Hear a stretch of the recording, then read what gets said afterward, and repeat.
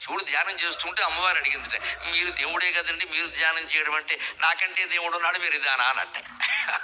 నాకంటే ఎవరా దేవుడు అంటే, శ్రీరామ రామ రామేతి రమే రామే మనోరమే సహస్రనామ తత్తుల్యం రామనామ వరాననే.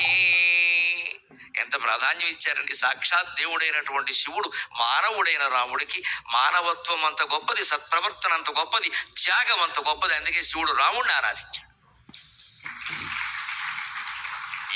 నేను ధ్యానం చేసే దేవుడు ఎవరంటే రామచంద్రమూర్తి అంటే ఆయన మానవుడు కదా అంటే, అబ్బే ఆయన మానవుడైతే నేను దేవుడిని ఎలా అవుతాను అన్నాడంతే.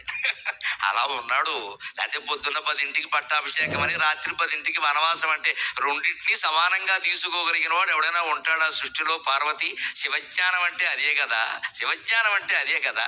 అటువంటి మానవుణ్ణే నేను ఆరాధిస్తున్నా అంటే, మానవుడు కృషి చేస్తే ఎంత గొప్పవాడు అవుతాడంటే దేవుడు పూజించేంత దేవుడు అవుతాడమ్మా లెక్క.